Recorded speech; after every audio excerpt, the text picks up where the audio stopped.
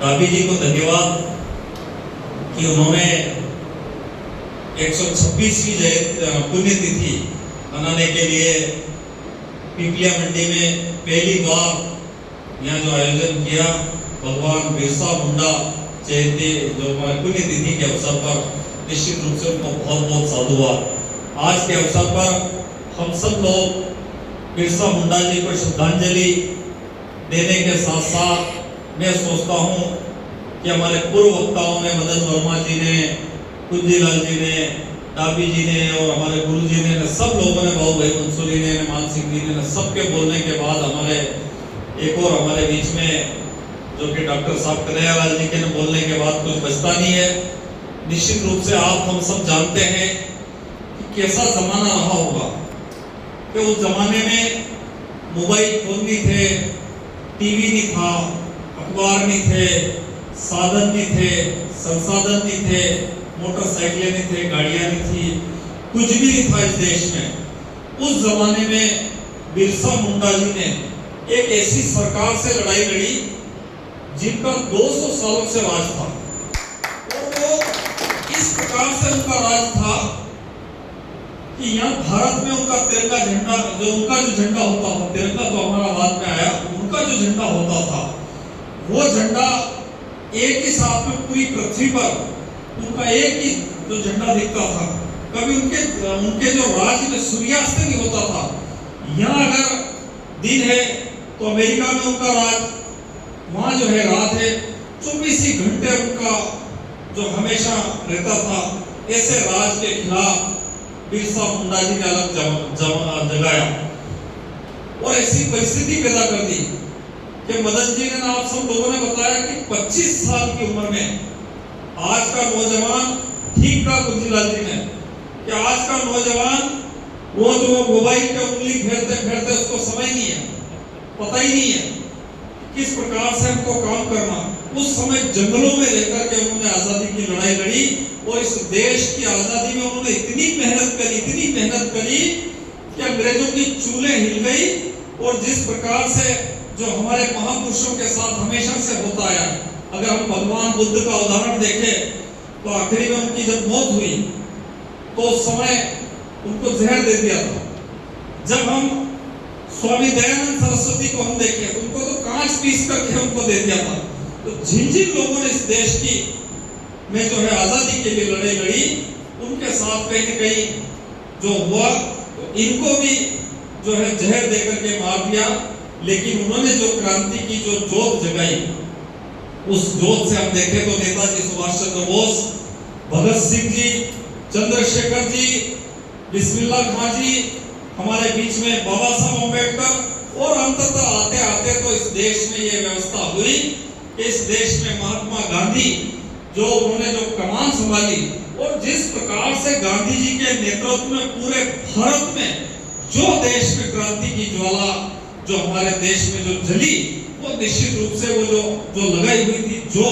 वो बिरसा मुंडा की जोत थी। और पूरा देश गांधी जी के नेतृत्व में चल पड़ा। उस समय क्या गरीब क्या अमीर, जो जवाहरलाल नेहरू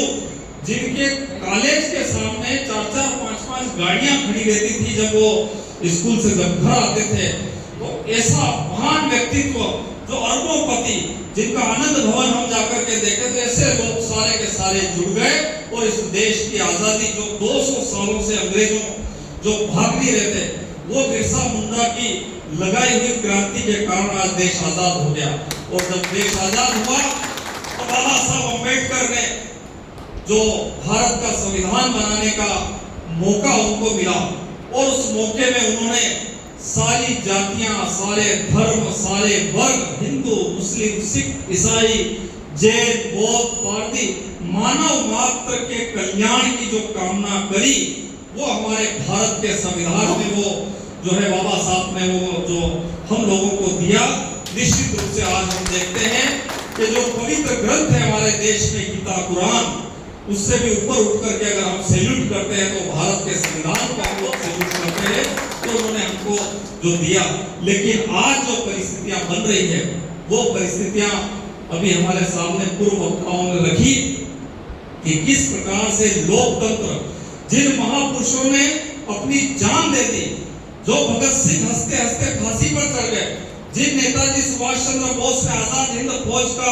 जो गठन करके अंग्रेजों से लड़ाई लड़ी, जो बिरसा मुंडा ने पूरी ताकत के साथ लड़ाई लड़ी और हंसते हंसते अपने प्राणों की आहुति दे दी, हम आज के दिन महारानी लक्ष्मीबाई को नहीं बोल सकते कि उन्होंने भी 1857 में उन्होंने भी तगड़ी एक आंदोलन की लड़ाई लड़ी और इतने शहीद हुए, इतने लोगों ने इस देश के लिए आजादी के काम किया कि उनका अगर नाम लेना चाहे तो मुझे लगता है कि आप नाम भी याद नहीं रख पाओगे। ऐसे महान क्रांतिकारियों के इस देश में आज जो घटनाक्रम हमारे सामने हो रहा है वो निश्चित रूप से दुर्भाग्यपूर्ण है। आज जो बिरसा मुंडा ने जमीन और जंगल के लिए काम किया,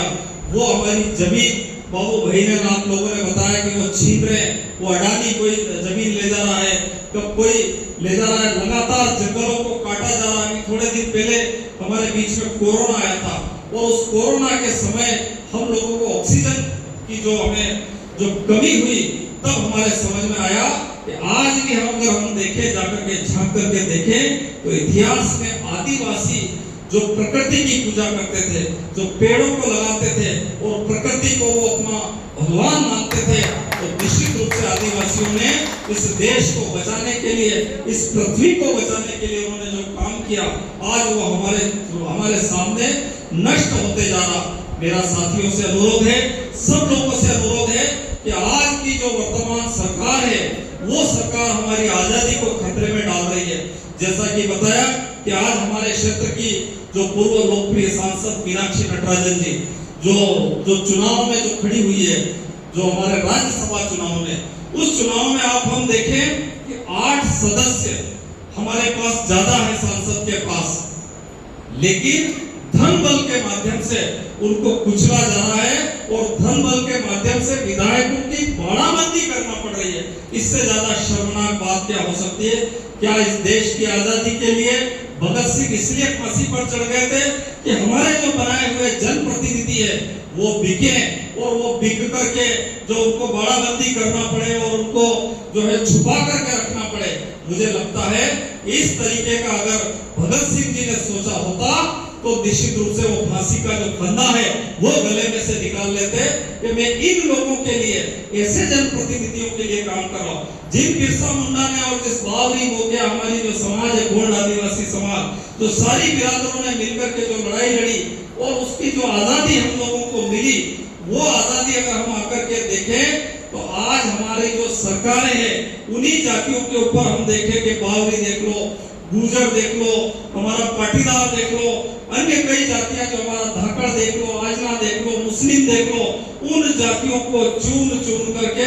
सरकार निशाना बना रही है। कभी फर्जी डोरा चोरा के केस में फंसाती है, कभी एनडीपीएस एक्ट का डालती है, कभी जो है शराब का केस डालती है और हमारे जो समाज के जो लोग हैं जिन्होंने इस देश की आजादी के लिए उन्होंने लड़ाई लड़ी और देश आजाद करा, जो असली मालिक है, जो हुक्मरान है, उन मालिकों के साथ अन्याय किया जा रहा है। मेरा आप सबके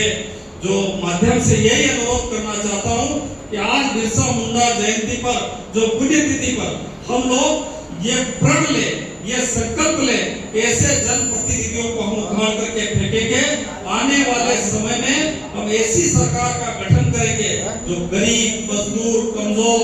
जन, जंगल, जमीन, आम जनता के लिए, मानव के कल्याण के लिए काम करे। इसके लिए हम सब लोगों को मिलकर के कृत संकल्पित होना पड़ेगा और जिस प्रकार से सरकारें जातियों को चुन चुन करके किसानों के साथ अन्याय कर रही है, उस अन्याय के खिलाफ हम सब लोगों को संगठित होना पड़ेगा। क्योंकि आज भगत राम जी डाबी जैसे योद्धा भी हमारे बीच में है कि उस समय जो हमारे यहाँ, तो मैं सोचता हूँ कभी कभी कि बिरसा मुंडा जो हमारे बिरसा मुंडा है वो भगत राम जी डाबी है। इन्होंने पूरा तन मन और धन जो है यहाँ के जो लोगों के लिए, आम समाज के लिए इन्होंने जो समर्पित करने का संकल्प लिया है, मैं इनको बहुत बहुत धन्यवाद और बधाई देना चाहूंगा और यही अनुरोध करना चाहूंगा कि जब भी मौका मिले तब हम लोगों को मिलकर के, इसके लिए हम सबको मिलकर के लड़ाई लड़ना पड़ेगी। इन्हीं जो भावनाओं के साथ में पुनः भगवान बिरसा मुंडा को विनम्र श्रद्धांजलि अर्पित करते हुए आने वाले समय में हम सब लोग संगठित रहे और शिक्षित बने, और हम लोग जैसा कि तीर कमान हमारा पहले निशान था, अब हमको कलम की ताकत के साथ लड़ना पड़ेगा, और हमको हमारे जो बच्चे हैं आने वाले समय में वो बच्चे अधिक से अधिक शिक्षा ग्रहण करें, और आदिवासी समाज, मोगिया समाज और जितने भी हमारी जो देश में समाज है वो सब मिलकर के आगे बढ़े। धन्यवाद। जय हिंद, जय भारत, जय